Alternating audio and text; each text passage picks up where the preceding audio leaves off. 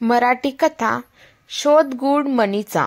मार्च 1947. आपण आता स्वतंत्रता द्यायचं ठरवलं आहे आणि आपल्याला हा देश सोडून निघून जायचं आहे. कार्ल टेलर जे की एक मोठे अधिकारी होते ते डेव्हिडला समजावून सांगत होते.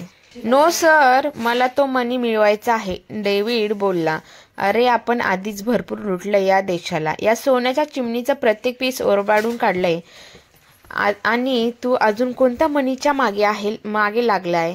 कार्ल टेलर बोलले, खूप गुड मनी आहे. तो मला 4 महिने वेळ द्या. मला 4 महिने वेळ द्या, मी तो मनी मिळवेल. डेव्हिड बोलला, अरे मूर्खा, कोहिनूर सारखा हिरा आपल्याकडे असताना आणखी कसला मनी हवा आहे.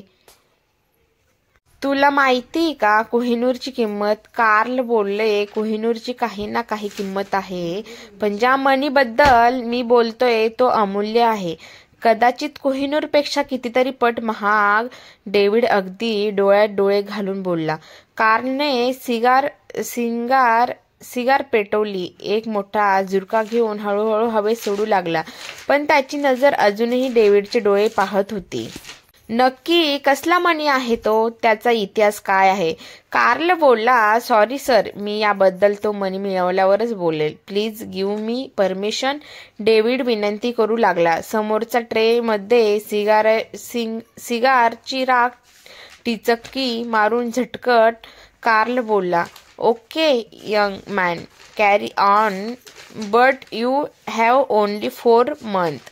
Thank you sir, thank you so much. David खूप खूप खुश झाला आणि निघाला. डेव्हिड अँडरसन 31 वर्षाचा तरुण होता. खूप अभ्यासू आणि खूप हुशार. भारतीय संस्कृतीचा आणि इतिहासाचा तर पूर्ण अभ्यास केला होता त्याने, पण तो अभ्यास फक्त इंग्रज सरकाराचे खजाने भरण्यासाठी होता.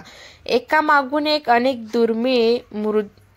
दुर्मिळ रत्न तो शोधून काढायचा आणि त्याला हस्तगत करून इंग्लंडला पाठवायचा. असाच एकदा अभ्यास करताना इतिहासाच्या पानातच त्याला एक मनी दिसला होता, ज्याला मिळवायचा आजपर्यंत कोणीच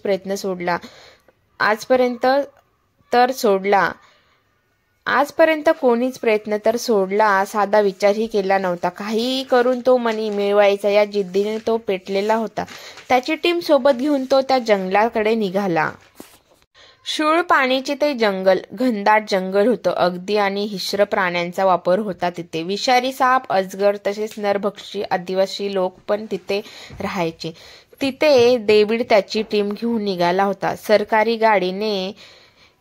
गाडीने त्यांना जंगलापर्यंत तर सोडलं, पण पुढचा प्रवास हा त्यांना चालत करायचा होता. जवळच एक वस्ती होती, तिथे डेव्हिड गेला. वस्तीवरची लोक गोऱ्या इंग्रजाला पाहून घाबरून पळू लागले, कारण त्यांना अनुभव होता की इंग्रज आले की विनाकारण छळ करतात. डेव्हिडने त्यांच्या सोबतचा शिपायांना इशारा केला. शिपायांनी पळत जाऊन दोघांना पकडून आणलं.